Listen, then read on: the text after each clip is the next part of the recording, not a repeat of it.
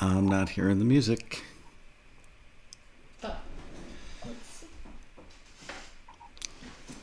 Hold on. I think we might be live. Here, give me a second. Okay, play. Okay. Well, now you're All right, we're live. Anyway, we butchered that opening. Anyway, I'm so tickled pink to bring you guys this session today. This is Collaborating Remotely. The World is Your Oyster with Sessionwire and an old friend of mine, Randy Bachman. How are you guys? I'm great. Nice to see you and be on with Colin, who's a very dear friend of mine for years, and we're in a band together forever. That's right. That's Colin Weeb, who's the CEO of Sessionwire on the right. And Randy Bachman, if you don't know who he is, then you haven't listened to a radio in about the last 40 years. Anyway, I was probably 3 months ago or so that a taxi member named Bill Threlkeld called me up and said, I do some marketing work with a company called Sessionwire, and I think that it might be a really good fit for taxi members in the road rally. And I said, I think I've heard the name, but I don't know what it is. And the guys showed me around Sessionwire. In its simplest description, it's the best tool I've ever seen for collaborating. And we all know that taxi members collaborate more than anybody, and especially during COVID, collaboration, I think, amped up from like a level 5 to a level 10. And I see people doing it the same old way, which is sending files back and forth, waiting for somebody to work on it that night, get back to you the next day. Maybe they're doing a Zoom co-write together, but it works, but it's clunky and it slows down the creative process. So I'm tickled to have these gentlemen with me today. Colin will set up a video that we're going to show you that's about a half an hour long that's going to give you a tremendous overview of kind of what it does, how it does it, and it's actually got Randy playing on the session that they used as the demo for this. So all that being said... We're talking on the session, but not actually playing. We've put a bunch of chunks of different. We've got Paul Pesco from Madonna, Hall & Oates playing a bit of guitar. We've got a few little surprises in there. It's not a professional video. We just kind of put it together specifically for the taxi people.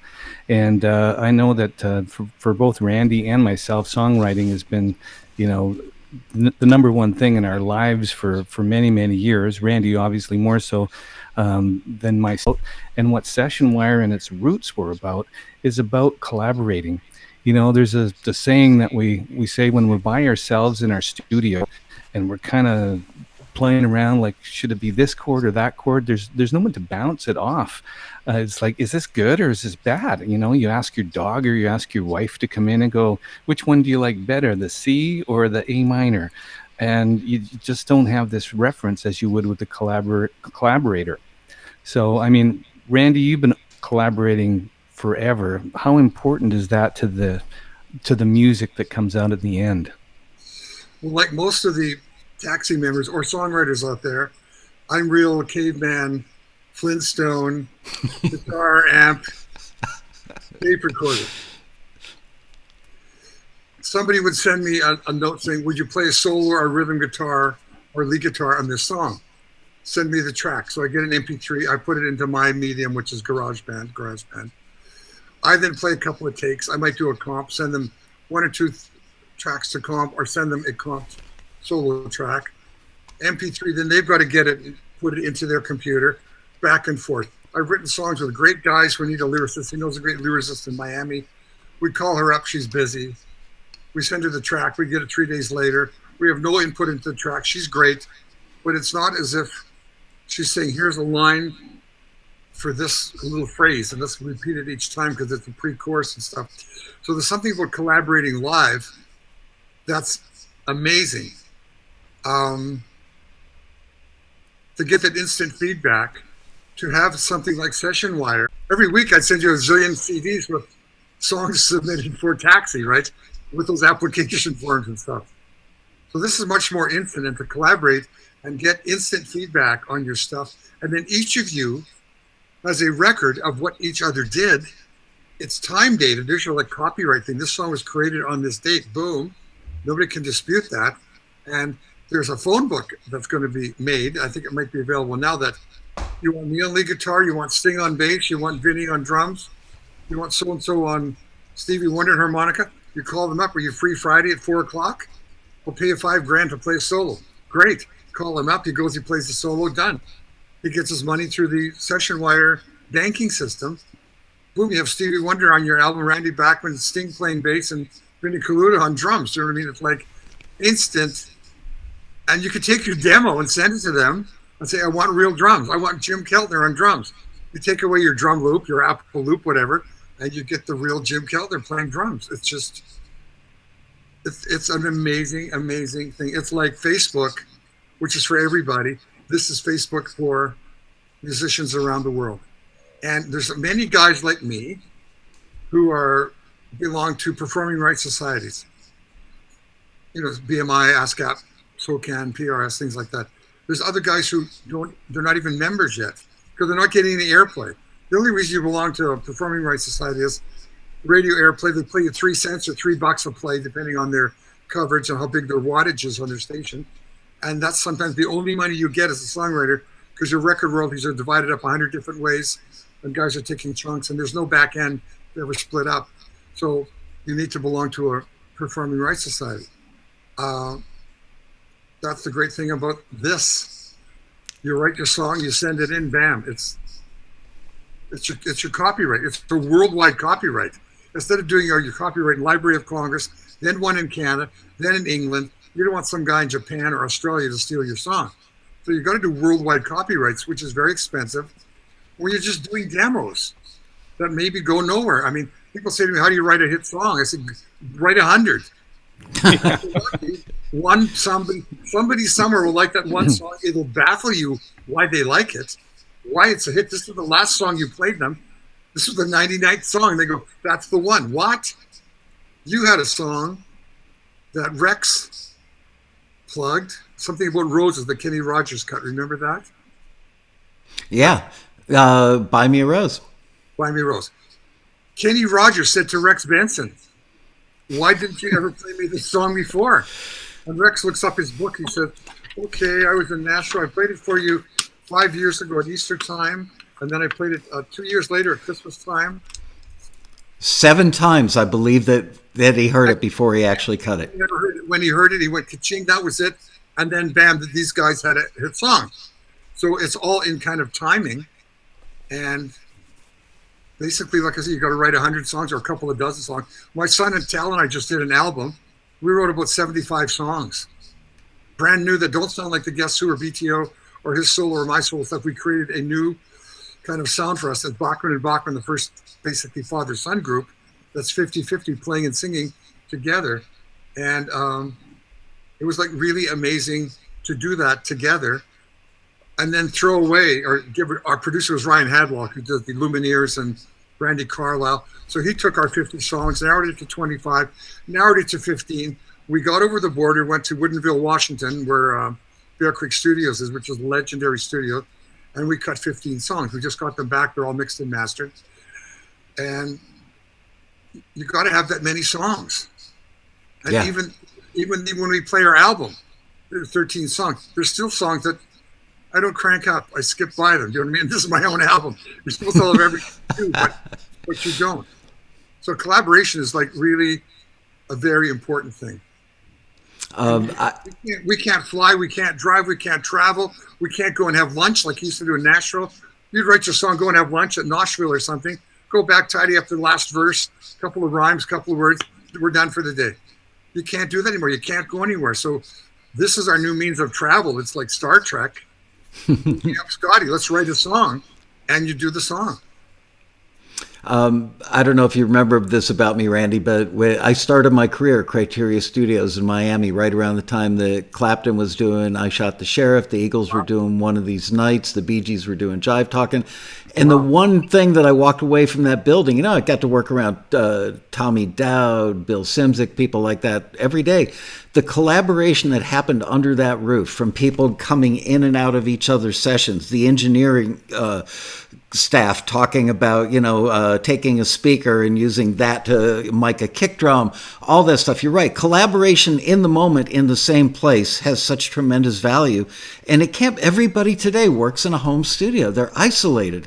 So I think Sessionwire is an incredible tool for collaborating on so many levels. So Colin, should we roll the video and then do Q&A after? Do you want to talk a little more before we roll the video? I think we can just talk a little bit before we roll the video, because I want people, especially taxi members, to really get a good sense of the why behind the Sessionwire. It's not like it was created during the pandemic as something that we needed immediately. We go back to 2013, 2015, when Sessionwire was in development, and a lot of work has been done long before the pandemic. And Randy was one of the original investors in Sessionwire, as was I. And I came in just a little over a year ago as CEO to bring a new face to the company and to help market and do things like this with you. We're going to offer the taxi group here today, for being on this seminar, a special 30% discount on the annual plan. And one of our support guys is going to personally onboard some of your people that want to participate and get them going. And I think Randy was on with Brendan the other day, just a spectacular, fantastic technical genius. And for those people that aren't that technical, Sessionwire has been made so easy now that people like myself can use it. And once you get understanding how it works and a few things, a plug-in and how to choose your own mic and whatnot, then you're good to go. And you're just like you would use Zoom, you would be in your Logic or your GarageBand and just have your windows open and be talking to people all day long. And the free creator plan of Sessionwire is free. That means you can be talking to your mom all day long while you're practicing piano or whatever you're doing. You can be talking to your kids or talking to your friends. There's no limit. So it's like Zoom for free, only you can just have it on your computer. So whether you're in your digital audio workstation or just hanging out and chatting, that's what's so much fun. That's with things like TikTok emerging on the scene. YouTube is obviously, podcasts and whatnot are getting really popular these days. But what Sessionwire brings is another stream of audio, which is high quality audio. It is studio quality. It's like being in Randy's studio listening on his NS10s or whatever speakers he's using now, and you hear that crystal clear audio back. And when the engineers, and these are discerning ears, come back and say, man, I can't tell the difference. That is incredible. And the comments we get back from some of the big mix engineers that are doing surround sound and Dolby Atmos and really high intense work, they're just, this is the new hybrid model of the way that professional producers are working. And so for the songwriters, the taxi people out there, this video is just a culmination of just a few clips that we got from people and from some of our own staff that have been putting together some recordings trying to show some of the new Sessionwire 2.0 features. So Sessionwire 2.0 is new since July of this year, so we don't have like a whole long legacy of stuff to show you from the old version. This new version now works with both Mac and PC. And with, like Randy said, any DAW, Ableton and Logic and Pro Tools and you name it, it just works. And so what Sessionwire aims to do is become invisible. We want to be back in the room together, you know? We want to be having tea at Granny Kirkpatrick's house writing songs and not worrying about the technology. And I always love it when Randy tells that story about how you and Burton wrote These Eyes and at Burton's granny's place. It always warms my heart when I hear that.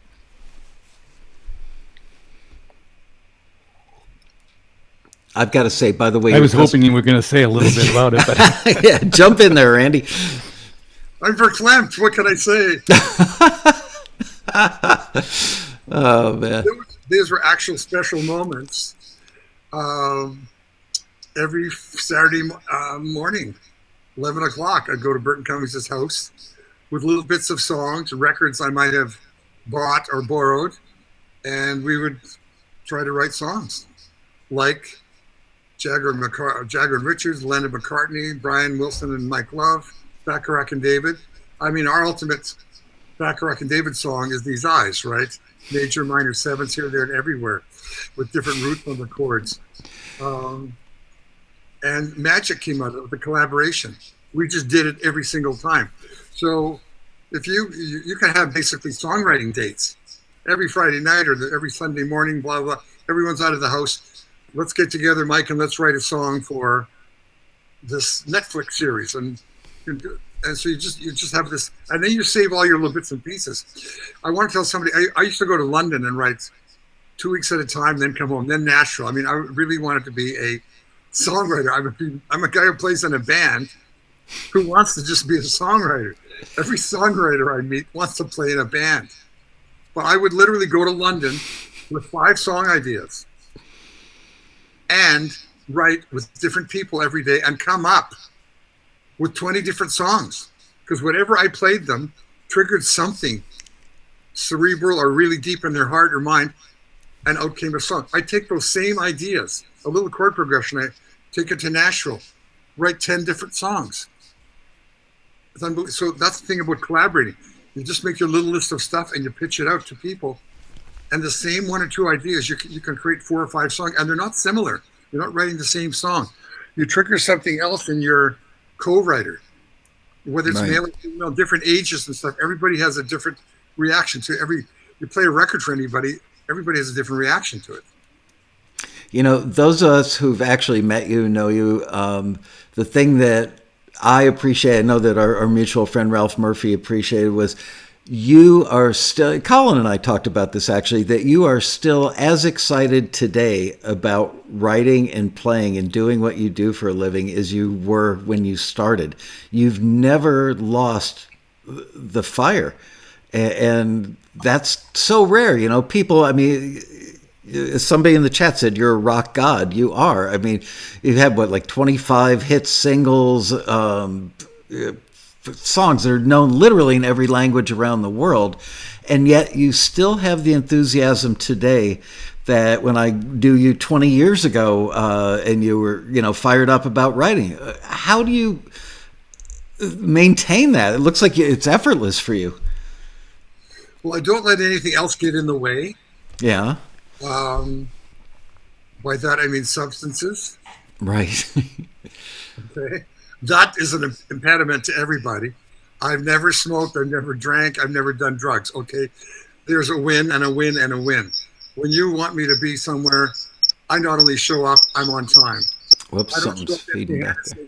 Hey, Mike, you got any ideas? I go, Mike, here's a couple ideas. Nothing? Okay. What's your idea? Or you like this? Or you like that one? Okay, let's go back there. You got to bring a sandwich to the picnic, right? You got to show up, bring the chips, show up and do it. Well, I think tenacity and persistence is another thing that I learned from you, Randy. I'd like to tell this story. I think I told it to Michael before. I remember when we were in Minneapolis, we were touring and we were playing with like Blue Oyster Cult and 38 Special and all those guys.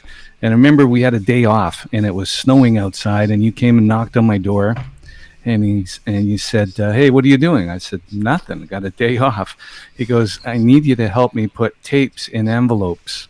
Do you remember that? And you came to my room and you had a big bag of tapes and we're stuffing envelopes. And I remember putting one in that was addressed to Brian Setzer.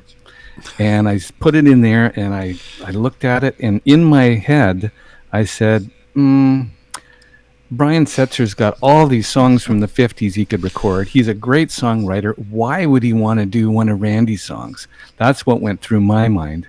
Fast forward about 3 months, we're in Florida. We stopped at the Hard Rock Cafe for lunch, and there was a Sam Goody below. And you came walking onto the bus, and you looked right at me with this little Sam Goody bag and threw it in my lap. And you said, take it out. I took it out.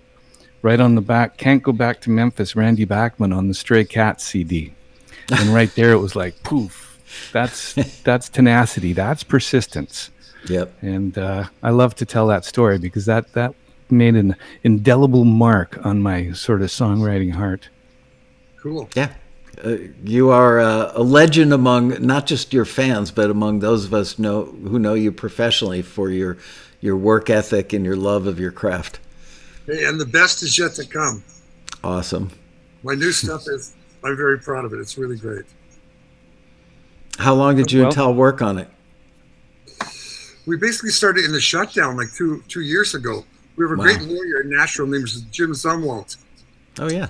And he was doing reversions for me, copyright reversions and stuff, which are very important to writers like me. Now you're getting your songs and your publishing back. And he said, why don't you guys do an album? I helped Tanya Tucker. I got her out of this. I got her out of her bankruptcy. She just won 5 Grammys. I love underdogs. You guys are underdogs. There's been no father-son duo ever. Willie and Lucas, Stephen and Chris Stills, Leonard Cohen, Bob Dylan, Jake. They might have played another song on each other's album. Nobody's created a band, 50%, 51, 49, back and forth, writing, singing, playing the guitar, singing harmony to each other. You'll be like the Everly Brothers. You have the same vocal timbre and you have the same pronunciation. So write a bunch of songs and don't write your old songs and don't play your old solos. Make something new. I don't want to hear a shade of the Guess Who or BTO or She's So High or one of your solo things. Do something new. Write Americana. Go back to your roots. Oh, really? And somebody played me a song and they said, here's what you should do. Here's a great song that you should copy. And they played me a song called Done Robin's Gone. And it's by me. It's me and my band, Brave Belt. We had Brave Belt 1, Brave Belt 2, and Brave Belt 3 became bachman-turner Overdrive 1. So they played me this song called Done Robin's Gone. And I said, do you have any idea what you're playing from the? Yeah, this is what you should do. It's like Crosby, Stills and Nash, great harmony. It's like the Traveling Wilburys and stuff like that. And I go, that is actually me singing lead, and Chad Allen, who sang on Shakin' All Over. And they go, oh, I said, so I can do this. I know I can do this. And then to go write more like that and write about my life's experiences, about losing things. You have your first girlfriend, your first love, you lose that. Your first guitar, I lost mine, it was stolen. Oh. Your first car, gone, you know what I mean? All these things. And then the same thing happened to my son. So sooner or later in our lifetime, we all experience heartache, heartbreak, falling in love, falling out of love, finding something, losing something, getting it back karmically, whatever. And so we wrote these really touching, heartfelt songs. And the best one I wrote in the middle of the night is called Shadows of Yesterday. And the whole album's going to have that title, like Bring It All Back. I think, Colin, you heard a bit of that yesterday. Yeah, it was fantastic. They're saying that's going to be an anthem because it's like, let's sing the songs we used to play and dance in the shadows of yesterday, because nobody knows what tomorrow is. Today, we're lucky to be here today. All we've got is yesterday, and live in the shadow. And today will be a yesterday tomorrow. Do you know what I mean? It's like, so live in the shadows of yesterday. And so we wrote some really heart-wrenching songs that make you want to stand up and scream. And it sounds like the Pogues meeting the Traveling Wilburys and early Eagles. I mean, it's really rocking. And then there's 2 or 3 songs that rip your heart out that you're in tears when it's all over. And Tal played piano and charango and bass and drums. And I played harmonica. We had both played 6-string banjo. We played a mixture of instruments, but it's not like Mumford and Sons. It's like 2 rock guys with the electric, Gibson guitars and Gretsch guitars, rocking out like Buffalo Springfield, the early Springfield. And then added in, like in Bluebird, Stephen Stills brings in the banjo. You know what I mean? You bring in these American instruments, and suddenly it becomes not professional on stage, it becomes back porch or kitchen music. You know what I mean? So that's really going to, when that album comes out, I'm thrilled. And if nobody likes it, I don't care. I had so much fun doing it. It was such a thrill to play and create and sing with my son and see me play him an idea, going, how do you like this song? Pretty good. Can you give me 15 minutes? Okay, set up a mic. Lay out the most incredible 3-part harmony to the chorus and the background of my song. That sounds like the Eagles on a great, great day with Bill Zimzik. And then he doubles it all, and the whole song just goes blam. It's just quite amazing. So for a father-son thing, I'm really touched and thrilled and amazed that we actually got it done. I can't wait to hear it. It wasn't easy to leave Canada. It was even harder to come back. We came back on Canada Day, July the 1st. The border was closed. I mean, everything was closed. We had to fly down and we couldn't fly back. Ryan Come Coates, on, you're a national hero. They didn't make an exception for you. No, it was really weird. They said, we're going to search. So there's 8 guys on duty at Canada Customs. We show up with this van. We got a driver who was licensed to drive us over because we could not fly over. And then we had to come to my home and be isolated and quarantined for 2 weeks. And they phone you every morning to make sure you're there, which is stupid because they're phoning a phone and you could be anywhere. But that's what it was. So we show up at the board and they say, okay, guys, sit over there. It's going to be like an hour or so. And I go, oh, brother. Okay, guys. They said, why did you go all the way to this studio, Bear Creek Studios? How did you get Ryan Hatfield? I said, I don't know. We just got lucky. They go, what?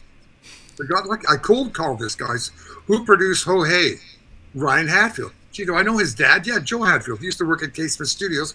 When BTO cut, let it ride and taking care of business. Is this Joe Hatfield's studio? Yeah. Is your son Ryan Hatfield? Let me talk to him. Talk to Ryan. Yeah, come on down, guys. I got 3 weeks in June. Come on down. Let's do an album. Send me your demos.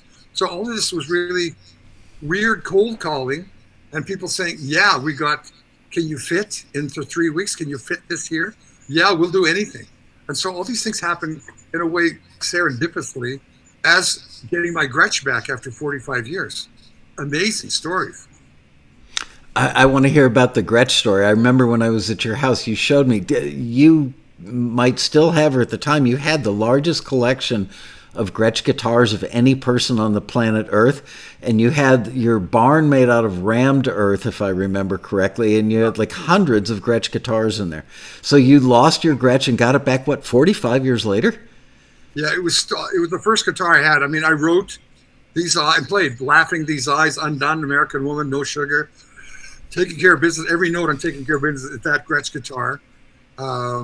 All the BTO stuff. Like when you went to a session, that nobody had foot pedals. They didn't exist. You had a Gretsch, a Strat, and a Gibson. Right. You had a different, distinct sound. And you used the same amp. Nobody had a bunch of amps, and you had one amp. And so all your sound came from your playing and your volume control and the amount of oomph you put into certain notes and the characteristic of the guitar. So that Gretsch guitar was very important to me. As an 18, 19-year-old, I mowed lawns. I had a paper route. I was still going to school. I was playing in a band to save $400 to buy that guitar. When I got it, and I used to stand every Saturday and look at it in the window of Winnipeg Piano on Portage Avenue in Winnipeg, and right beside me would be Neil Young dreaming of the same guitar. I bought one. He bought the one next to it. He still got his. Mine was stolen in 1977 in Toronto. Because of COVID, Tal and I started doing Friday Night YouTubes, nothing else to do, no gigs. He moved into the one side of my house. I got a big house. He's on the left, guest house. I'm in the other side. In the middle is this room with like all my gear and studio. So we started doing YouTubes. And when you're doing a YouTube live, down the side of the screen is like a little black column, and people will type in, can you do this song? Great shirt. Where'd you buy that shirt? Lousy hairdo. You got it bad head, that kind of thing. And up comes, I'm the guy who found your Gretsch guitar. Whoa. Wow. And so I said, wait, so we're playing live, right? And I say to Coco, who's Tel's partner, she's Japanese, find this guy. When it's all done, she finds the guy. He lives in White Rock, 2 blocks from where I used to live. His name is William Long. We call him up. How did you find this? And he shows me the video of Looking Up for Number One by BTO, and I'm playing the guitar in that. Then he shows me Takeshi play my guitar, Last Christmas, Jingle Bell Rock in a Tokyo nightclub. And I look at it, and immediately it's like blam. The shovel hits me in the face. That is my guitar. I could tell by the wood grain and the little knots in the wood grain on the top of the Gretsch. So Eriko then Googles his Takeshi guy, and to see people doing this on a computer in Japanese is really something. She sets up a Zoom. Takeshi comes on the Zoom. He can't speak any English. I obviously don't know any Japanese. So this is the United Nations of guitar. I say, thank you very much. This was stolen in 1977. That really looks like my guitar. He bows. He talks. She translates back and forth. Long story short, he says, I realize this is your guitar. I feel I was born to take care of it. Wow. For you. I'm totally verklempt. And I say, I hate to ask you this, Takeshi. And he says, you don't have to ask. And he does this, I'm an honorable man. I will give you back your guitar. Wow. I go, holy cow, I'll give you a brand new Gretsch. And he says, I don't want a new Gretsch. I want its sister. And I go, okay. And I got up and zoom, like, how am I going to find? And my guitar is mint. One guy might have had it for 45 years. There's not, it's totally mint. There's no mods. There's no repairs and nothing. Takeshi held it up. It's absolutely perfect. 9.999 out of 10. Wow. I called Gary at Gary's Vintage Guitars in Loveland, Ohio. Gary, this is last Thanksgiving. Gary, you got any 6120s? Yeah, I got about 12 of them. 7 or 8 have the Filtertron, and there's a couple of Diarmans. I need the Diarman one. And here's the serial number of the one I'm trying to get close to. I need to find its brother or sister from the same litter. And apparently that week and that year in Gretsch, they only made 34, 35, because in came the Filtertron pickups to eliminate the hum. Just like Gibson brought in humbuckers to eliminate the hum of the P90s, Gretsch did that to eliminate the hum of the Diarmans. And I wanted the Diarmans, the Dwayne Eddy twang and the Eddie Cochran twang and all that stuff. So this thing progresses and progresses and progresses. And he sends me the guitar. I show it to Takeshi. The serial number is 2 digits off. It's a 9.999 out of 10. We zoomed about 2 weeks ago. As soon as we can travel to Japan, we're going to go there. Nippon TV, Fuji TV, CBS, Paramount all want to do a story on this guitar. And people out of the blue, who are they calling it, doing random acts of coolness. It's random acts of kindness, but it's also very cool that a guy takes my guitar and does facial recognition of every orange Gretsch sold in the last 15 years on the internet. I said to him, I talked to him last week for the first time. Did you have a program that's facial recognition? He said, this was my program. I said, what? He said, I downloaded the Gretsch. I looked at your video of looking up for number 1 and another picture of you. Gone. This looks like it. Yeah, and he sent it to me and I had it. So a lot of amazing things have happened over this guitar. Wow. Really quite amazing. And the song, one of the songs that Ryan Hadlock left off our album was my lost song, Losing My Girlfriend and Losing My Guitar. So Jim Zelmont, our attorney, captaining this whole thing, said, never mind the girl, get her out of the movie, get her out of the song, make it all about your guitar. It's called the song Lost and Found. It'll be the theme of your video, which will probably be 75 minutes long, showing how you sold your 350 Gretsch guitars from your barn, which you saw in Salt Spring Island. Yeah. Putting it in a semi-trailer and having it arrive in Savannah, Georgia to Fred Gretsch. And only last week, the Randy Bachman Fred Gretsch Museum opened in Savannah, Georgia, open to the public. So this guitar has created such a magical, I don't know. I mean, I had an hour and a half with a guy on TikTok today. He wants to do little bits on TikTok. We're getting calls from BBC, CBC, and right now the Bachman Cummings box set's coming out. It's a big box set with 6 albums and 6 CDs of all the Guess Who, all BTO, all Burton Cummings, and all my solo stuff all together in a big package. And I think the drop day is this Friday. So that's happening. So all these other things are happening. And the greatest thing I'm going to tell you about the shutdown of COVID, this might be the same with Colin, probably for most musicians, it's the longest consecutive amount of nights I've ever slept in my own bed in decades. Every night, it's such a thrill to go to my bed with my blankie. I'm like the Linus and Charlie Brown. My blankie, my pillow, and it's not a strange bed that sags in the middle with guys next door partying, or the air conditioning doesn't work, or you're next to the elevator or the pool and there's kids running around at 5 a.m. with pool toys. I mean, it's been great. Wow. Well, and that's the beautiful thing about having something like Sessionwire to connect us when we're inside. I mean, I'm literally in Mexico right now, and literally doing things with guys that are in New York, in New Jersey. I was just doing a Sessionwire session with Rich Keller, and he's in New Jersey, and I'm in Mexico. Like, when could you ever do that? Where are you at in Mexico? I'm near Puerto Vallarta. Oh, okay. And, yeah. So it's been really exciting, not only for us to participate in the way that remote collaboration is starting to take over. We're seeing it with new producers now all over the world that are finally waking up to this fact, like Randy just said, I can sleep in my own bed. I don't have to travel. We're going to see a little clip on the video of J.R. Robinson, and he's known as probably one of the most recorded drummers in history. Played on like Michael Jackson stuff and whatnot. His pedigree is pretty incredible. The audio is a little bit out of sync, but that's because I edited it myself, so you have to forgive me. But it just goes to show you, like, a guy like that now can sit in his own studio and just track for producers all around the world. And so it's a real exciting moment when these singers and producers and guitar players and the guys from Toto and the guys from Chicago and everybody's like waking up to the fact, like, wait a minute, this actually works. We can do this. And there's getting success with it. So this is just the beginning. And so for all those Taxi members out there that are budding songwriters or they're legacy songwriters, you know, Randy and I were members of Taxi years ago, and we just continue to look at songwriting as telling the stories of our heart. Randy was just telling about losing and things that are going on in your lives, and it's a soundtrack to our lives, right? Yeah. And this is what we write about. And to be able to collaborate with other people and go, you know what, I really would love to have a sax on this song.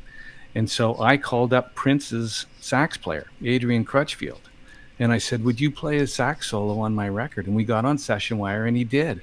He played a couple passes, and then because I was in the room with them, I said, you know, that's kind of too many notes. Like, can you do something a little bit smoother and then do some flourishing at the end? I didn't know how to explain it, like in musical talk, like eighth notes or whatever. I just said, you know, more gymnastics at the end. And he did it. And it was like 3 takes, and it was beautiful, and it's on my new record. And I never would have been able to get Prince's sax player on my record had we not had a technology like Sessionwire. So and the timeline, you know, think about that. To do that process of going back and forth just on a sax part, if you were trying to like get a piece in for an ad to an ad agency and it had to be there in 3 days, you could add a day and a half to that timeline just on going back and forth on those parts rather than being in the same room. So that is awesome. We have a producer working with somebody in Europe right now. We have a producer working with somebody, a singer in Spain. And they're doing it all over Sessionwire, and they're just like, wow, why would we ever fly people from halfway around the world when we can just do it like this? And it's studio quality. It's just like you're in the same room with the person. So this is really going to take the industry by storm. Atlantic Records is working with Sessionwire now, and there's a lot of good things on the horizon. But I think the biggest thing out of this, you know, interview and what we're going to see today is about collaboration. And Randy said how important it is to find those happy accidents. It's like, what chord was that? Oh, that was a mistake. No, I like that. Play that again. What is that? And that's just the way things happen. And you get these happy little accidents and this musical thing like Randy and Tal were doing. They just put these things together, and suddenly there's a magic that wasn't there before. Well, it sounds great. Should we roll the video so people can see what we're talking about and then come back for a little Q&A after? Yeah, it's about 30 minutes, and there's a couple of interviews in there and some stuff, but it's, you know, we just put it together real quick just for the Taxi people. It's, I think you'll get some insight as to how the product actually works, and I think that's what a lot of your people want to know. It's okay, I get it, but how does it work? So here you go. Okay, cool. Let's do it. Hi, this is Colin Wiebe, President and CEO of Sessionwire.com, and I'm excited to officially welcome you to the Sessionwire family. You know, they told us that the world has changed, but that shouldn't stop us from making music together. That's why Sessionwire has built a platform that allows musicians to make music together. It's like watching Biden on CNN. One side of town or at the other side of the world. Now you can virtually come together and make music. It's almost like having the talent right on the other side of the glass in your own studio. Whether you're a student, a music teacher, a session musician, a producer, or even a budding songwriter, Sessionwire is a platform that you're not only going to use now, but well into the future. This will be part of your toolbox moving forward. We want to encourage musicians to keep working and to keep honing their craft. I know what it's like to work side by side in the same room with your bandmates or with your songwriting partners. Nothing replaces that. But when you can't physically be in the same room, Sessionwire is the next best thing. Remote recording is the new normal. Engineers, producers, and teachers can record studio quality audio anywhere around the world. How cool is that? It's all possible using the world's best remote recording platform, Sessionwire. Let's see how it works. All right, here we go. Don't worry if you're not technical. It's super easy. Hey. We're watching Brendan and Ross record music together live from opposite sides of the country. They're tracking studio quality audio directly to their recording software. Sessionwire works with all popular audio workstations. Our unique peer-to-peer studio quality audio can be recorded live into your workstation with our new plugins and upgraded talkback system. You can drag and drop files back and forth with bank-grade security. It's like being behind the glass in a professional recording studio. Only you can be anywhere in the world. Sessionwire. Hey, I'm Dale Penner, and just had a great chat with the Sessionwire guys. Been using their stuff. They saved my ass this year. 3 gigs I thought I was going to lose because I couldn't go anywhere, and I'm still working. Good job, guys. Thank you.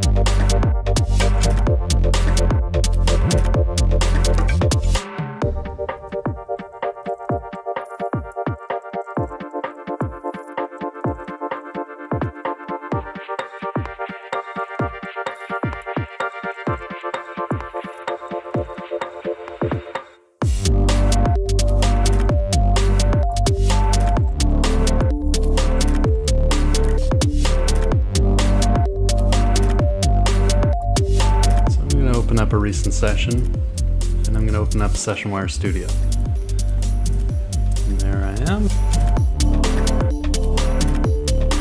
Okay, so I'm going to go into my plugins on Master, Strip, and insert Sessionwire Send. I'm going to go back to Sessionwire. I'm going to add Brendan to my contacts.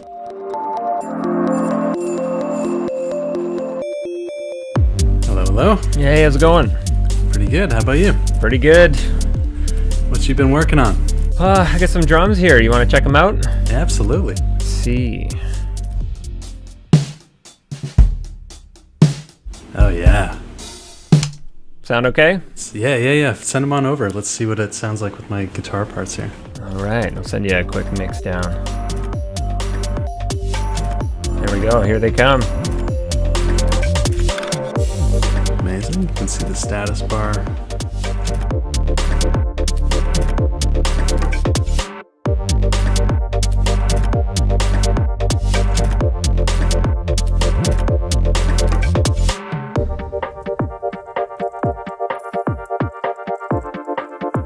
Did you find that transition from producing in person to producing in over Sessionwire, do you find that that transition in your workflow was difficult, or was it pretty seamless for you? It was super seamless. I mean, it's drag and drop. I mean, if you understand routing and plugins, I mean, it's super easy.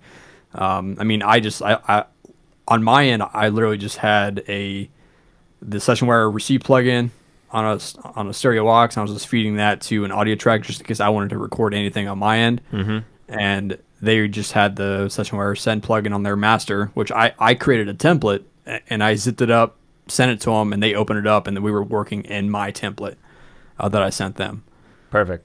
So it was just super seamless. I didn't feel like explaining how to set up routing and stuff like that. So I just did it myself, sent it to them, and opened it up on my end because I was going to be the one controlling it anyway. So Right. You might as well be comfortable. Yeah. Yeah. How did Sessionwire come about? What's the genesis of the idea? Sessionwire has been a labor of love right from the beginning. It's something that's I started thinking about in the 90s, actually, in the late 1990s. And I was kind of dreaming about a middle class for musicians. And I thought, with the internet, we might finally, by connecting directly with their fans and by connecting with each other. So it's been in the works for a very long time. Fast forward to the future to about 2013, my son was doing a lot of work on his MacBook Pro. I'd see him working on his computer every night, and I thought, wow, it would be so great if he could connect with other people that had a similar level of talent and skill, and that actually had complementary skills, that could work with him, like a drummer, a mix engineer, those kinds of things. Right. So I started looking online to see if anybody had been dreaming the same dream as me, and I found a lot of collaboration sites, but they were not live. The more I looked, the more frustrated I got, and then I started looking into various different technologies that were available, and I thought, you know what? I think we can do this.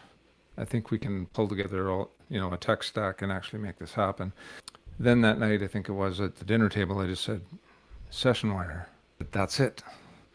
So I'd been in touch with Randy Bachman by email, and he got back, and he was very excited about what we were doing, and he said he wanted to be involved. And I contacted my longtime friend and colleague Kevin Williams, who is now a partner in Sessionwire, and I phoned him up. We had a conversation, and I said, "Do you want to be in on this?" And he said, "Sign me up." So he became my first partner. Added one more partner, which was Rick Beaton. Rick was he had a company that created codecs that were licensed to Apple and Sirius Radio and XM Radio and a bunch of different things. Anyway, he was also on the MPEG committee.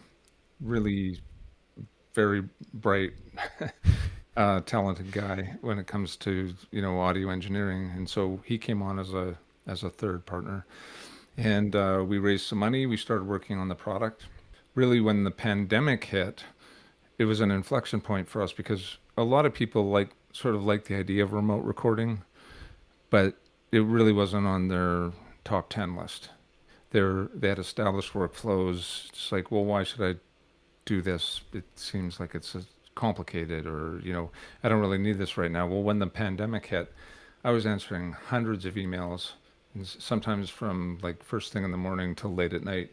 I was responding to people's questions about latency. Does this work? How many people can be involved? And so we really got this wave of energy from this change in the marketplace, and all of a sudden we didn't have to explain what remote recording was or why somebody might want it. Everybody just wanted it right now. So we brought together this great team that we have now. I'm really proud of everyone on the team. It's just been amazing. Like, everybody's worked so hard and so diligently, and we all share that passion. The passion for the people that are like us, really. We're musicians and engineers and producers, and we are the target market, and that's who we're building the product for. So I guess selfishly, we get a cool product that we can use out of the deal, and we get to share it with everybody else, which is even better. All these sort of mashups across ages, the older guys in the industry with the up-and-comers and with people in different countries and different styles of music. I mean, it's really going to rewrite the rule book in terms of music production, because you can connect with anybody no matter where they are in the world, and you can work live, and it's very low cost. An impressive array of A-listers that actually use Sessionwire on a regular basis, but there are all these other people that can connect with them that aren't A-listers. They're just people that work out of their home studios or their professional studios, or even their bedrooms, and it kind of levels the playing field so anybody can connect with anybody. And so the real talent, I think, can rise to the top in a way that hasn't really been possible before. And I think there's also new opportunities for people to make a living with their talent. I think the story is just beginning, and that's the exciting thing.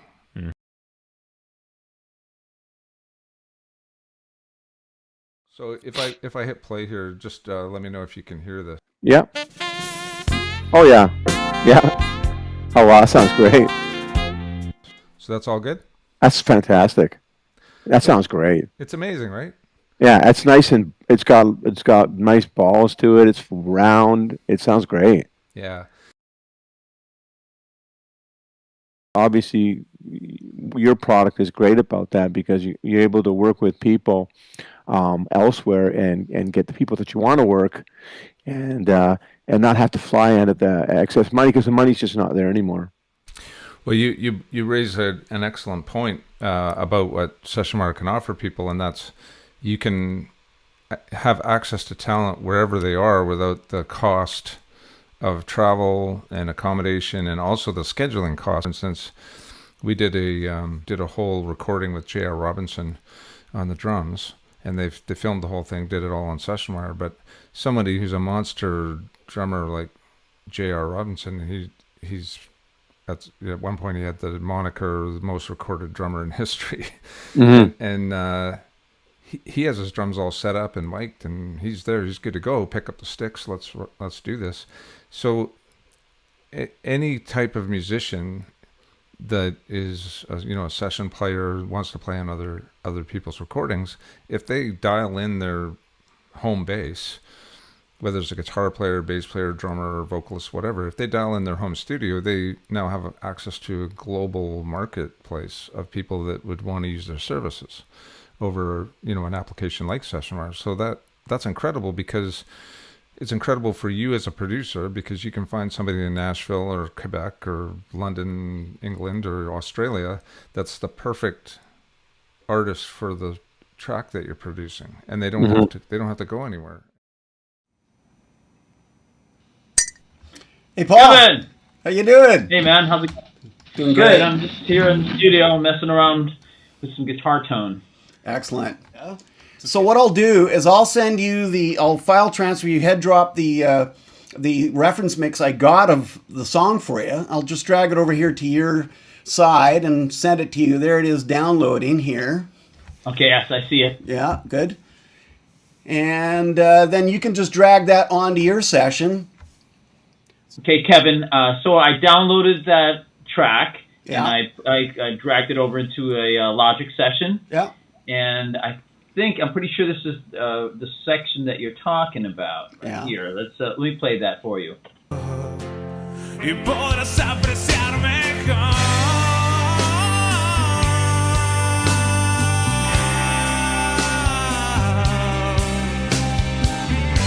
So Paul, why don't you just take a try over that? Just do a solo over that and see how it feels, and we'll go from there.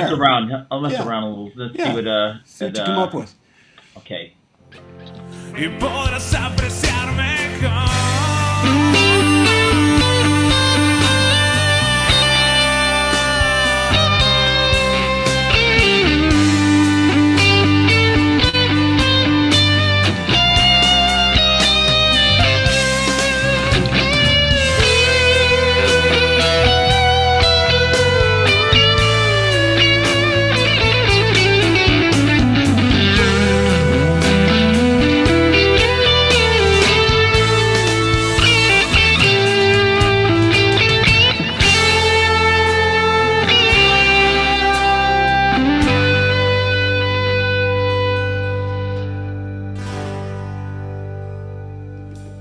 Basically, that was excellent. That's it. That was it. Can't believe it! I did it. So Paul, that was great. That was amazing. Can you just head drop that back to me, and I'll drag it into my session? Yes. Let me grab that and Okay, drop it right on you on your There face it is. there. Yeah. See it coming? Right. Head drop it right. Drop it on the video image. And That's right.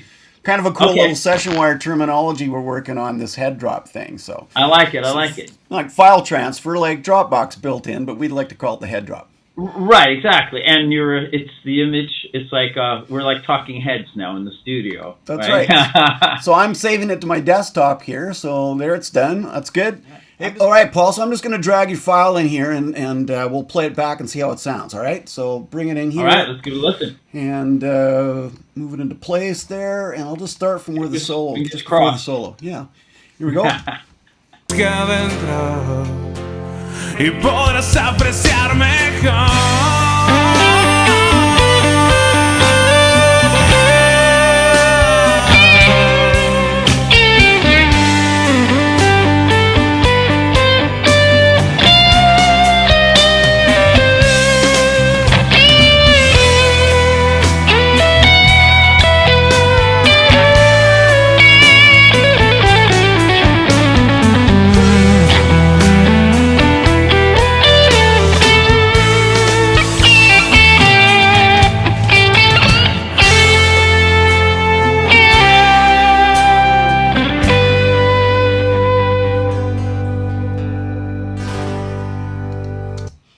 Awesome. Sounds great. I don't hate it. I don't hate it. I'm Doug LeBeau. I'm a producer. I'd been living in Los Angeles for the last 50 years. I just relocated my studio and my life from California to Michigan because my wife is from the greater Detroit, Windsor, Ontario area. And I have to say, Sessionwire is a very strong reason that I'm able to relocate. Sessionwire literally made my move to Michigan for so many reasons possible. I've worked in a studio setting, right? Right. So you know these people. You've worked with them over the years. You've sat one-on-one with them, and Sessionwire just kind of reintroduced that again. You know, rather than just farming tracks and go and wait for the tracks a day or two later. It was it's just that whole idea of just talking again. Yeah. If you give me like 3 tracks of those, I can just comp together the pieces. Yeah. Right. Exactly.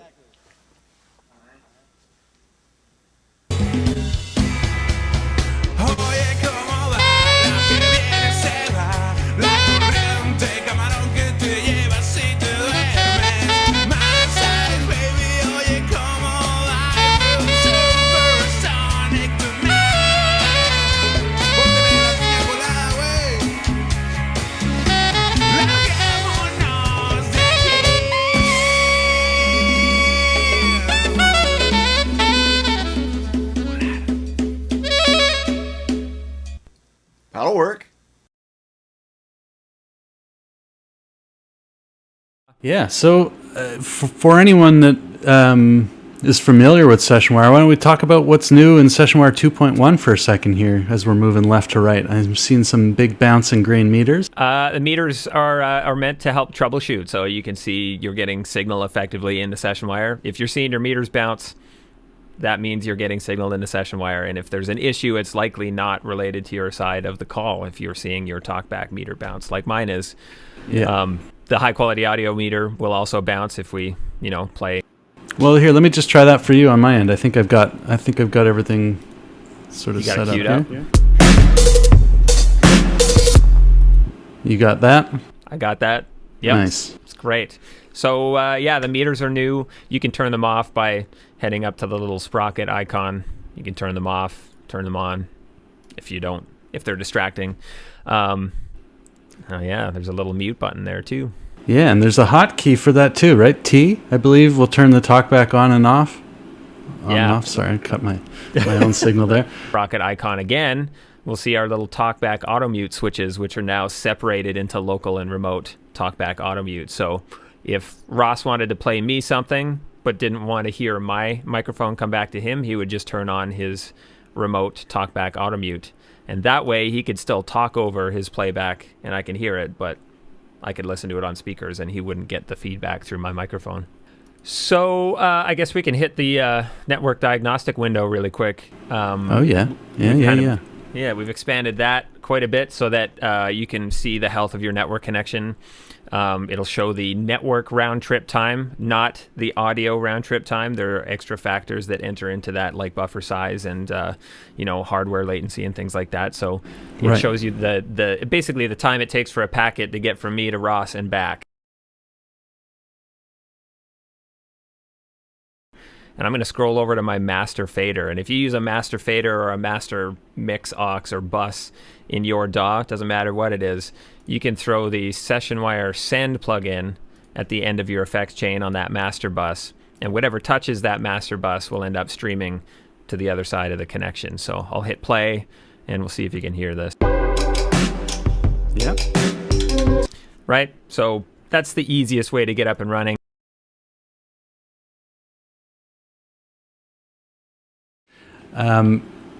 The receive plugin is, where do you tend to place that inside of your workflow?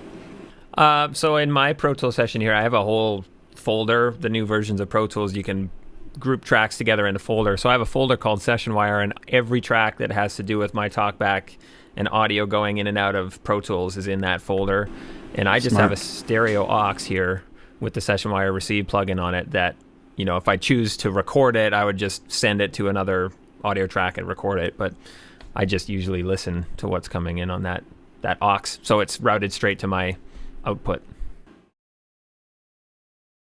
Very cool. Well, Colin just sent me something to play for you over Sessionwire here. Good. Yeah, so we're in session view right now, which means I'm actually in Mexico and I'm joining your session. So you and Brendan have a session going together. And I just wanted Brendan to play you a little bit of this song that you and I co-wrote back in the 90s. And ironically, it has a title called America Has a Broken Heart, if you remember that. Wow. And I think... Vaguely. Let me hear that. That's Mick DeLaVie on bass. Is it? And Gary Peterson on drums. Really? That's the simplest I've ever heard Peterson play in his life. Well, I had to climb that. Yeah, I'm sure.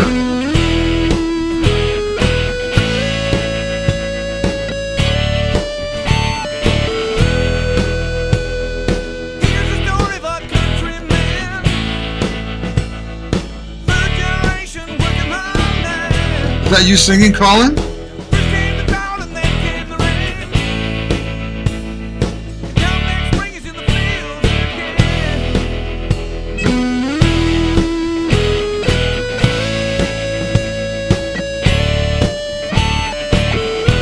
I would change that lead line.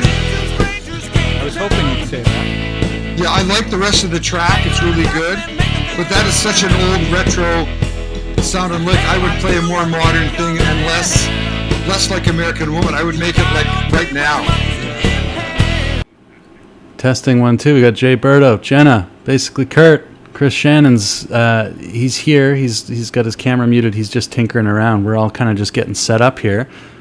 I've got these sort of MIDI drums blended with live drums in my demo, if you will. So I'm going to just take the MIDI drums. I'm going to drag them and drop them over to Brendan. Brendan is going to lock them up in his timeline on his side, and he's going to play some live drums along with the MIDI drums. You guys are going to be able to hear everything that's coming out of his session into session view here, which you guys are all part of, and I'll close some windows so everyone can see. And then he's going to send me back those drums. He's going to probably drag and drop them onto my face. I'll pull them into my timeline. Then with just one click? What? Is that how easy it is? One click. It's that easy, Jay.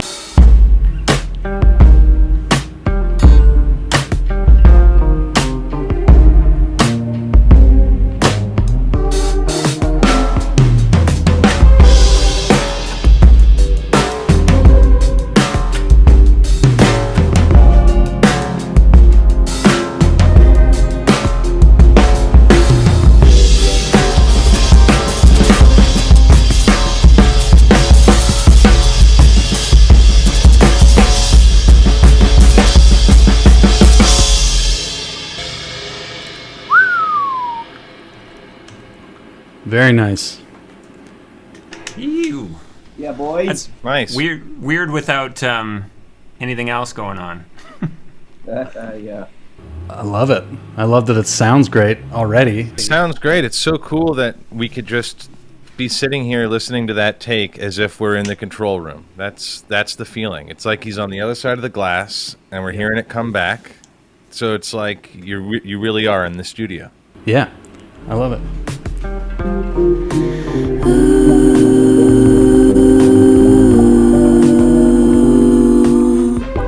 Climbing up with my hands, careless mind with the bands. Was it something I read?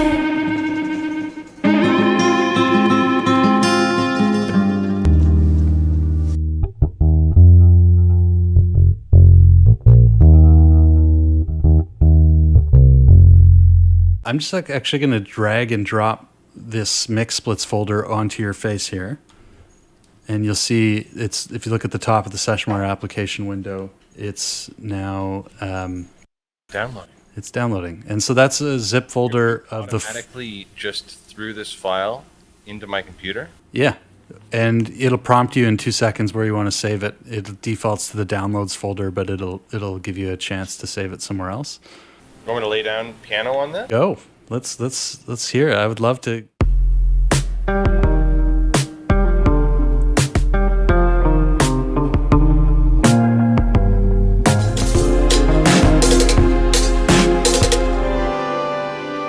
Love it. So I would say let's call that take one.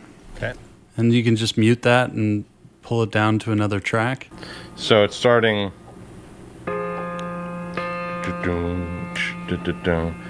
And then this thing comes in.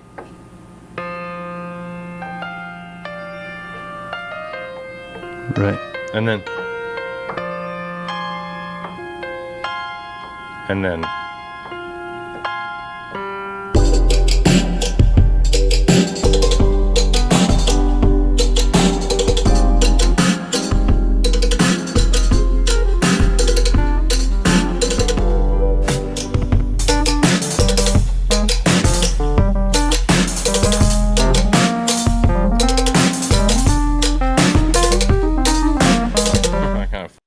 Wow. In there, but that's it. That's all I need. If you can pass me those. Do I just drag it onto your? Yeah, drag it onto my face.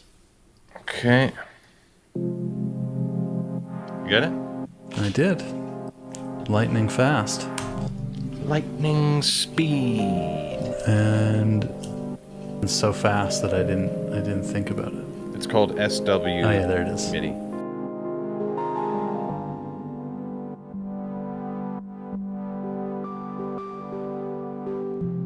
Sweet. Okay, all that came in right on my end. Nice. I'll share my screen just so you can get a little confirmation there. And that's pretty cool, man. That's pretty cool. This is hugely helpful. Like I said, it would have taken me 10 years of learning the piano to be able to do it as fast as we just did. So yeah, it was quick. I mean, the moment we need to get really deep into the weeds so we can spend more than 10 minutes on it and really get into something. Totally. What I think is really cool, I have a friend named JJ who works, he does video game soundtracks and he's doing pretty well. He decided we're going to do it together. So rather than him coming up with all that he can come up with and rendering it down and bouncing it down, we could be in real time collaborating, being like, actually, what was that string that you have and I don't have? Why don't you try that on here? In fact, I just played it in. Here's the MIDI for it. Let's hear it on your strings. You know, all that sort of stuff really feels like exciting. That's pretty cool.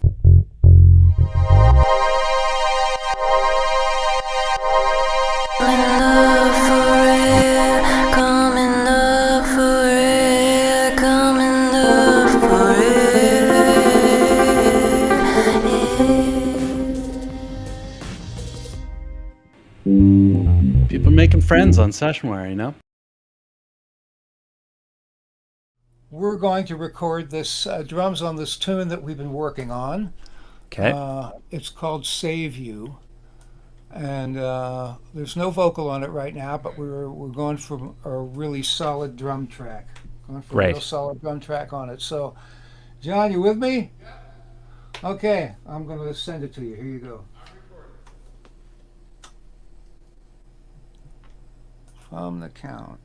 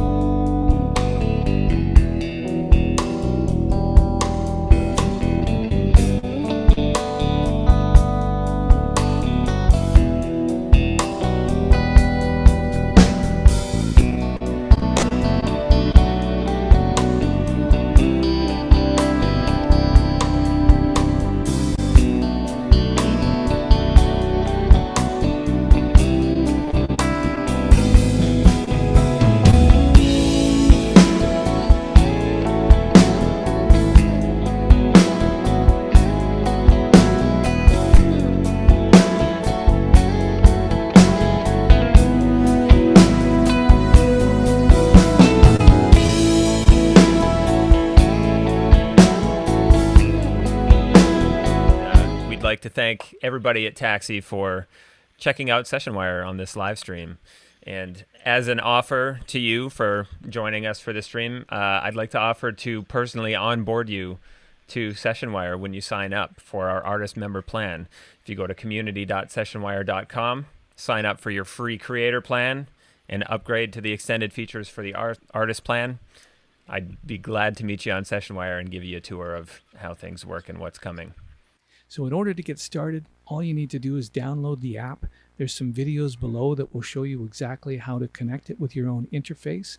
If you have any questions, contact support.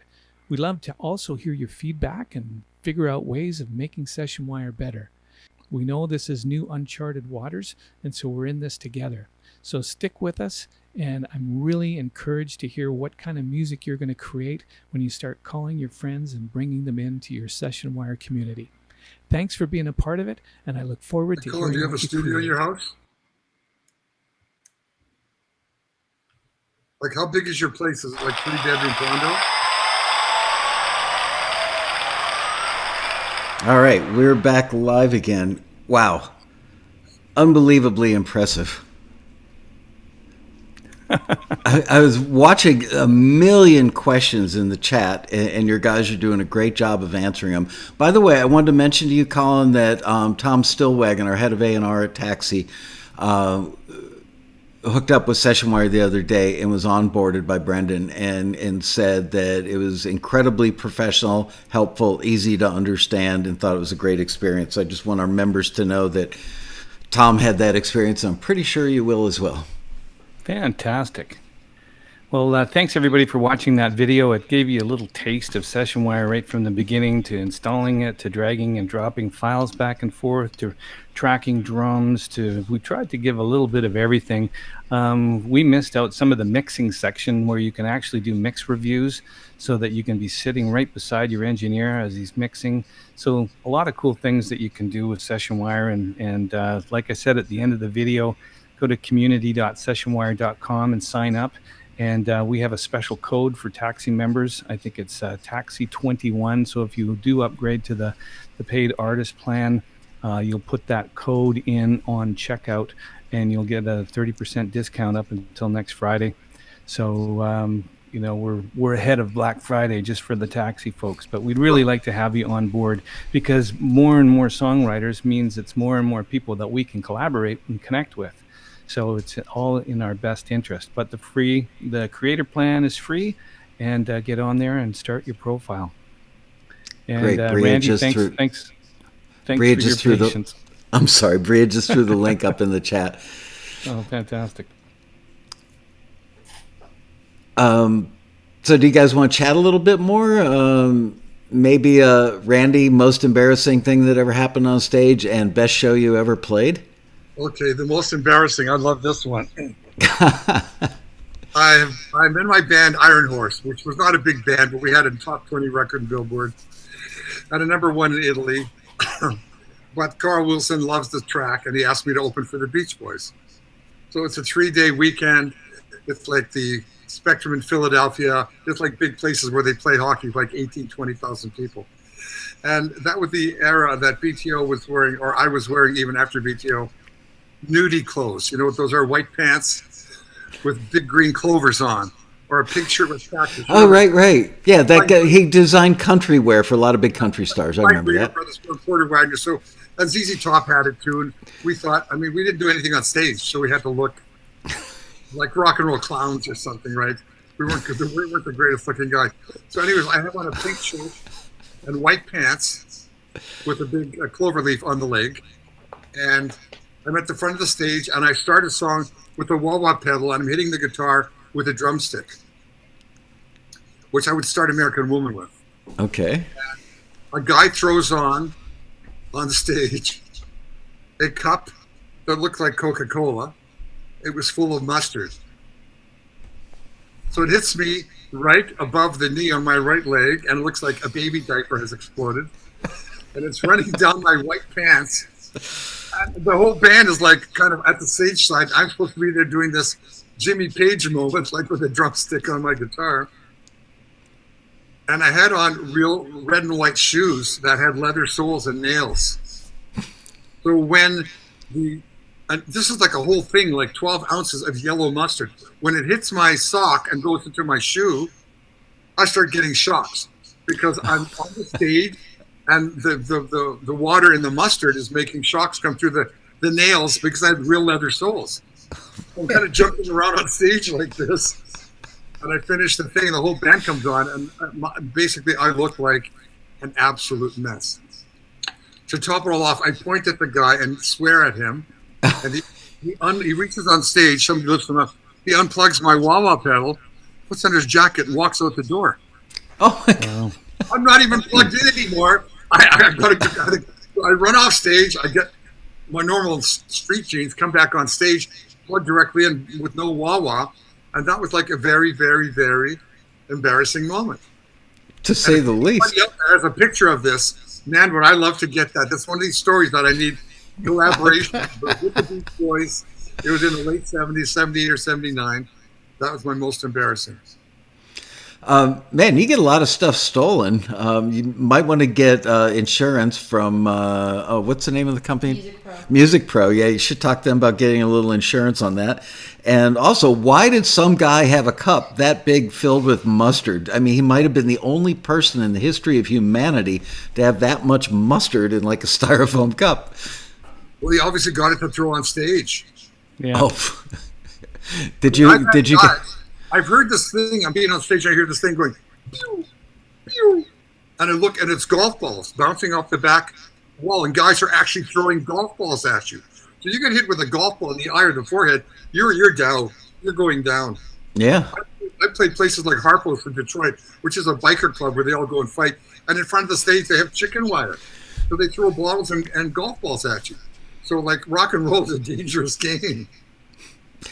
When our mutual friend Ralph Murphy, may rest in peace, was still alive, he was out here. He stayed at our house, and we went golfing. I don't know, probably 6-9 months before he passed away, and he'd been sick with something else. It wasn't what finally took him out, and he survived it. And he said, "Now, if I'm going to die, it's going to be you hitting me in the head with a golf ball. I want to go out in style."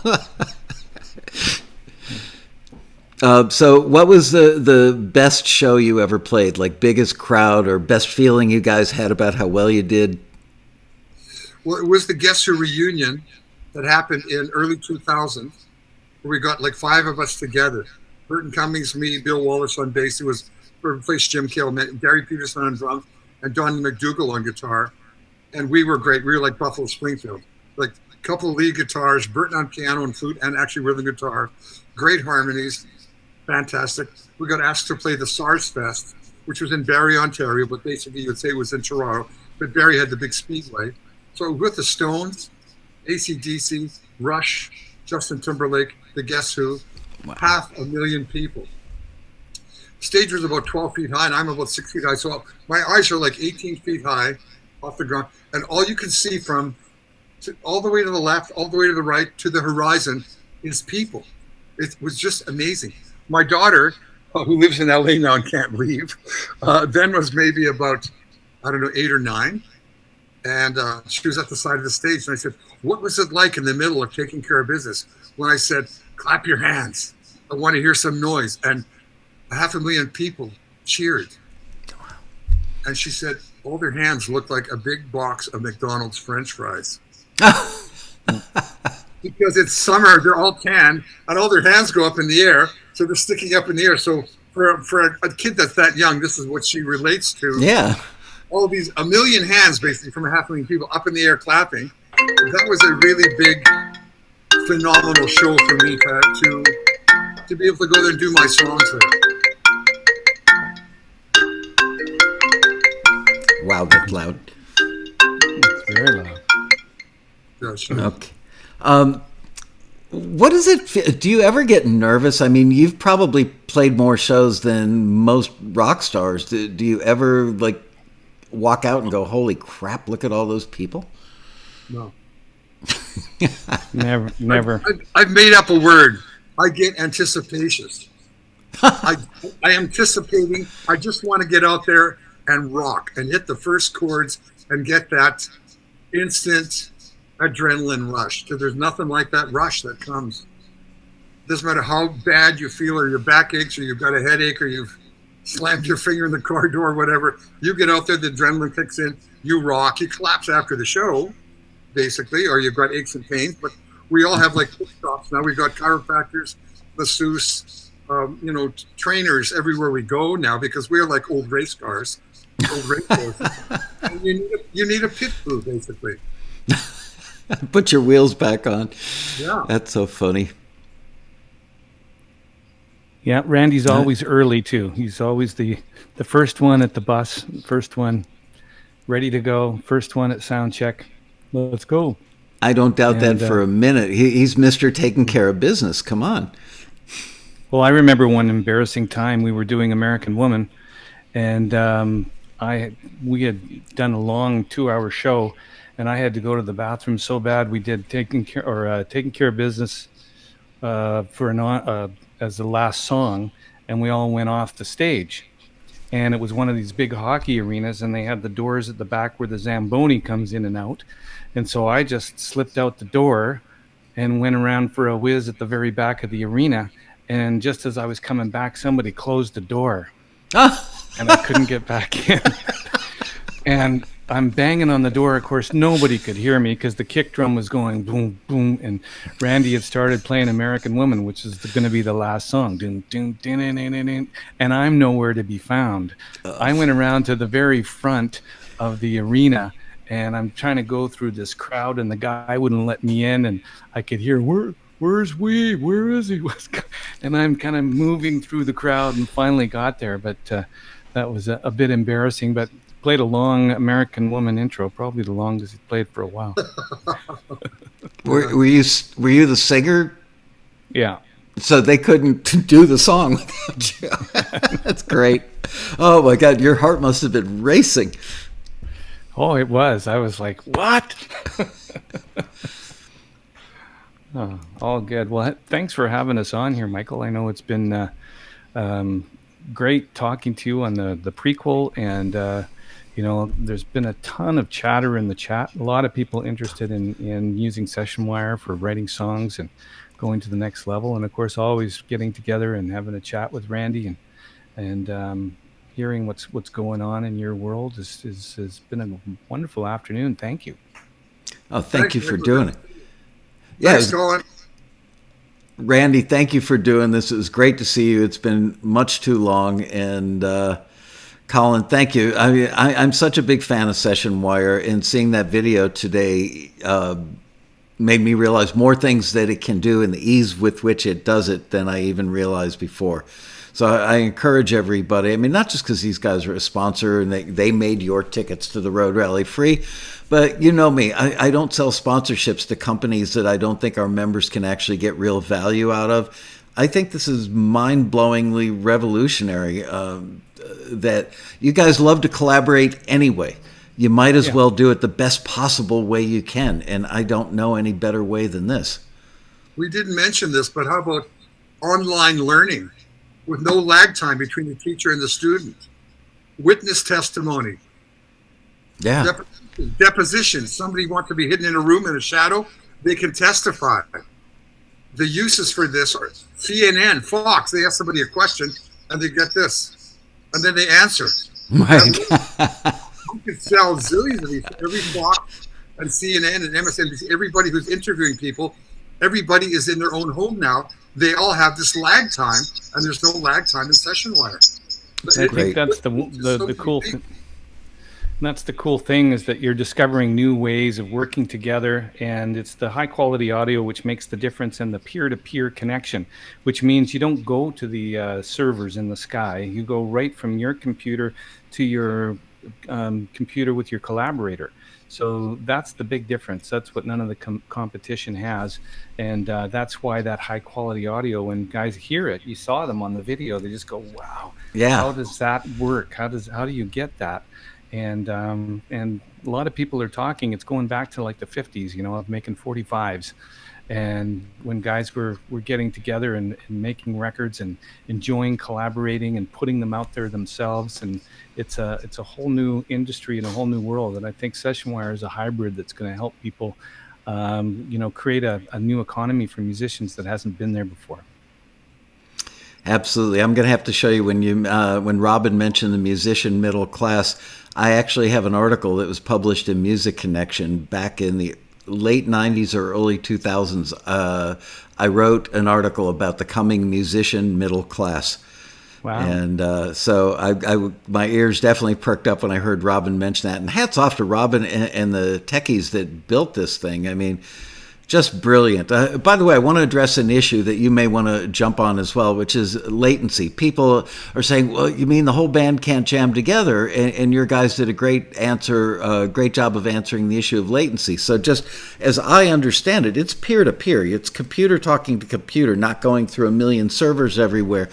But the speed of light, if you have hold up a laser, and stand on a mile-high tower in Los Angeles and point it at Los Angeles and Beijing, it's not going to get to both places at the same time because of the physical distance. And sound traveling through a wire moves at the speed of light, which I think is 186,000 miles per second or something. So I was actually thinking while they were talking, well, it's not about it arriving later. You have to build in delays to make it leave later and earlier. So I'm sure your guys will figure that out, and that'll be They've been working something on that for a couple of years, and just like you have those time-aligned speakers in a big auditorium, that's what's kind of happening as we start to go into 5G and more faster connections. The biggest problem people have is they try to use their Wi-Fi, and you actually need to be on an Ethernet connection to really make sure that you're connected properly. And so there's a little bit of a learning curve that comes with that.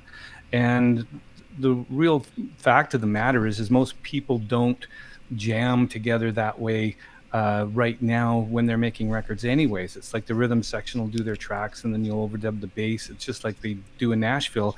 In Nashville, you're in separate rooms. This way, you're just in rooms across the country. So it's a workflow issue that people need to kind of adapt to. And I know that the engineers have been working with multi-spatial audio and multi-channel audio and finding a way that everybody can play together and big symphonies and conductors and whatnot. That's going to come as technology starts to increase. But I think for the songwriters that are out there, just, write songs, get together with somebody. And if you have to drag and drop, your files back and forth while you're in the same room, or whether you track on one guy's machine, we also have remote control. Randy saw this with Brendan yesterday. Brendan just goes in and takes over his machine. So Randy can just play guitar and he doesn't have to touch his computer at all. It can be controlled from the other side. So there's a lot of ways and a lot of workflows to get the job done. But I think the big answer is, like Randy said earlier, write 100 songs. Yeah. I love the intimacy. You could tell in the video that it brought that intimacy back. I used to be an engineer, and there's something about turning the lights down in the control room, turning the lights down in the studio, bathing the guitar player, playing the solo out in the middle of the room in a nice blue light, and you have that talk back, and you're talking to him going, that was great, but try something ascending on that last bar, finish it off with a zing. Don't let it die a slow death. And it felt like you guys have brought that back to people that are in different locations. That's quite an accomplishment. Well, great. In-room experience, yeah. Yeah, it really looks like it is. Thank you both. Randy, great to see you. By the way, I did buy my first Guess Who album on 8-track cartridge. I'm that old. Yeah, somewhere I've still got that thing. It's probably worth $50 now. And Colin, thank you so much for all the time you spent. Colin and I have spent a lot of time on Zoom calls and what have you over the last, 4, 5, 6 weeks. And he was actually at the road rally with Randy, playing with him like 20 years ago, one of the very earliest road rallies. So it's very fitting that you're here for our 25th. Right. That's the first time I ever did These Eyes on a grand piano. Wow. I think it was just Randy and I, him on guitar and me on grand piano, which was weird because normally I play it on a electric keyboard. And this was like big grand piano with the lid open on a big ballroom stage. Remember that? Yeah, that was a lot of fun. Do you know they would never let me put that piano on the stage at the West End again? That they were worried about one of their workers hurting their back and suing them, so they never ever let us put that thing on the stage again. But when you guys were there, I said, "It's Randy Bachman, damn it! We're not going to have some guy sitting in front of the stage playing grand piano. It's got to be up there with him. Get it?" And they said, "All right." Anyway, thank you guys. I'm really proud of what you've accomplished. I think a lot of our members are going to end up loving this, and thanks for being part of the 25th anniversary road rally. Yep, 30% off till Friday, so go get Bye-bye. it. All right, Great. Thanks, Michael. Bye, everyone. Hang on, I got to do my thing here. Bye, guys.